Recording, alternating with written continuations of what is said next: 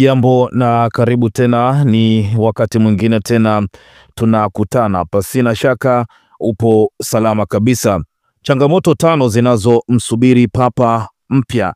Kanisa Katoliki duniani limeandika ukurasa mpya katika historia yake kwa kumkaribisha kiongozi mpya, Papa Leo 14, ambaye kabla ya kuchaguliwa alikuwa ni Askofu Mkuu Robert Francis Prevost, mzaliwa wa Chicago, Marekani.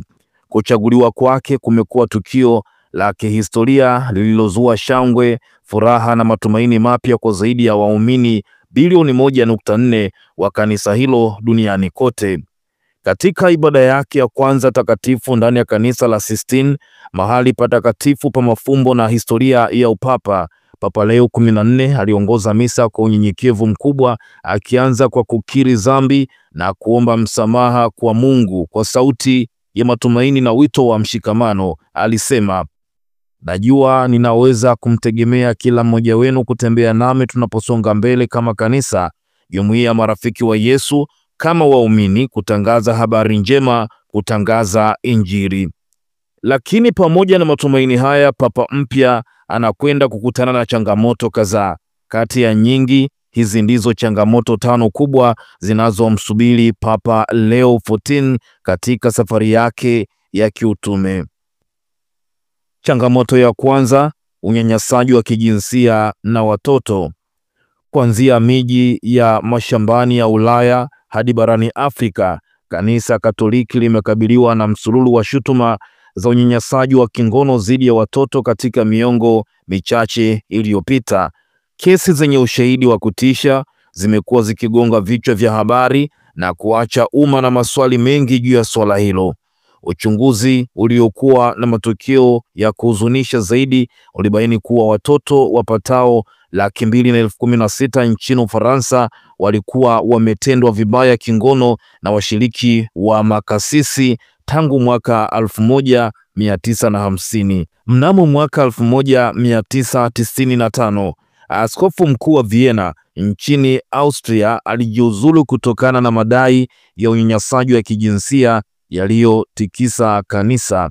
Taarifa ya Vatican ilisema Papa Francis, aliyefariki dunia tarehe 21 ya mwezi wa 4 mwaka 2025, siku ya Jumapili ya Pasaka, alihisi uchungu kutokana na matokeo ya uchunguzi huo na akaelekeza matumaini ya njia ya kupatikana kwa ukombozi. Juhudi za Papa Francis kushughulikia tatizo hilo ni pamoja na kufanya mkutano wa kilele ambao haujawahi kushuhudiwa juu ya watoto katika kanisa na kubadilisha sheria zake ili kuharamisha unyanyasaji wa kijinsia. Na chini ya Papa Francis, jopo maalum liliundwa kushughulikia swala hilo, lakini limekabiliwa na vikwazo, ikiwa ni pamoja na kujiuzuru kwa viongozi wa ngazi ya juu. Mwaka 2011, mtangulizi wa Papa Francis, Papa Benedict, alitoa mwongozo kupitia maaskofu kwamba taarifa zote za unyanyasaji zilipotiwe polisi wa eneo husika badala ya kupelekwa Vatican kama ilivyokuwa siku za nyuma. Kanisa limefanya juhudi kubwa, lakini minong'ono inaendelea kuhusu changamoto hii. Papa Leo 14 atakutana na changamoto ya madai ya kuficha swala hilo ambalo linaendelea kulichukiza Kanisa Katoliki, huku makundi ya waasiliwa wakidai kuwa Vatican haijafanya vya kutosha kurekebisha makosa yake. Changamoto ya pili ni nafasi ya wanawake kwenye kanisa. Kanisa linafundisha kwamba wanaume na wanawake ni sawa katika hadhi. Wito kwa utakatifu ni wa ulimwengu wote, lakini njia za kufuata hili ni tofauti. Kuna tofauti kabisa ni katika majukumu ambayo jinsia mbili zinaweza kuwa nayo katika kujitoa kimaisha. Kwa sheria za asili ni wanawake tu ambao wanaweza kujitoa katika maisha ya kimwili kwa kutumikia kama mama. Kwa sheria ya kawaida, wanaume tu ndio wanaoweza kujitoa katika maisha ya kiroho kwa uaminifu kwa kuhudumu kama makuhani. Wakati tayari Papa Leo wa 14 amechaguliwa rasmi, jukumu la wanawake katika kanisa ni swala zito, na kuna Wakatoliki ambao wanatumai kuwa wanawake wataweza kuchukua majukumu makubwa katika siku za usoni. Kanisa Katoliki linakataza wanawake kuwa makuhani. Mnamo mwaka wa 2016, Papa Francis alimteua Felice Zagano kwa tume ya upapa ambayo ilikutana huko Vatican kujadili ikiwa wanawake wanapaswa kuruhusiwa kuwa mashemasi. Papa Francis aliteua wanawake wengi katika majukumu ya uongozi huko Vatican kuliko papa yeyote kati ya waliotangulia mbele yake. Wakati Papa Francis alikuwa wazi kutaka wanawake wapate fursa zaidi, alipinga wazo kwamba wanahitaji kuwa katika sehemu ya uongozi wa kanisa. Mrithi wake atahitaji kuamua ikiwa ataendeleza ajenda hii au kuipatia mgongo. Changamoto ya tatu ni wapenzi wa jinsia moja. Kanisa Katoliki lilijipata katika mgawanyiko pale Papa Francis aliposema kuwa makasisi wa Kanisa Katoliki wanaweza kuwabariki wapenzi wa jinsia moja maarufu kama LGBT katika Kanisa Katoliki la Roma. Hata hivyo, aliweka wazi kuwa baraka hazipaswi kuwa sehemu ya taratibu za kawaida za kanisa au zinazohusiana na miungano ya kiraia au harusi, na kuongeza kuwa inaendelea kuiona ndoa kuwa kati ya mwanaume na mwanamke. Vatican ilisema inapaswa kuwa ishara kwamba Mungu anawakaribisha wote, lakini hati iliyotolewa na Vatican wakati huo ilisema makasisi lazima waamue kwa kuzingatia uhalisia wa kila tukio. Papa Francis alikosoa sheria zinazoharamisha mapenzi ya jinsia moja kuwa sio haki, akisema Mungu anawapenda watoto wake wote jinsi walivyo na kuwataka maaskofu wa Kikatoliki kuwakaribisha watu wa kundi la LGBTQ kanisani. Mimi ni nani kuhukumu? Papa Francis alisema wakati alipoulizwa juu ya wapenzi wa jinsia moja Julai 2013. Ingawa Papa Francis alikosoa kuharamishwa kwa mapenzi ya jinsia moja, aliweka wazi kuwa anaamini kwamba vitendo vya mapenzi ya jinsia moja ni dhambi. Hebu tutofautishe kati ya dhambi na uhalifu, Papa alisema. Uamuzi huo ulikuwa wa kihistoria ambao uliwashangaza Wakristo wengi wa Kikatoliki duniani kote, na karibu kwa kauli moja maaskofu wa Kiafrika waliitikia kwa ukali fulani ambao si kawaida kwao.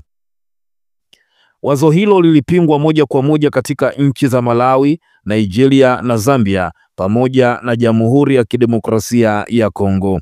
Katika taarifa iliyochapishwa Jumamosi Disemba 23, Baraza la Kitaifa la Maaskofu wa Kongo SENSCO lilikataa wazi na kusema hapana kwa aina yoyote ya baraka kwa wapenzi wa jinsia moja. Kwa maaskofu wa Ivory Coast, tamko la Fiducia Supplicans limepanga kuvurugika kwa watu wa Mungu. Mwitikio sawa kutoka kwa Baraza la Maaskofu wa Cameroon. Rais wake Bwana Andrew Fuanya Nkea aliona mapenzi ya jinsia moja kuwa ni ugeni ambao unazuru sana ubinadamu.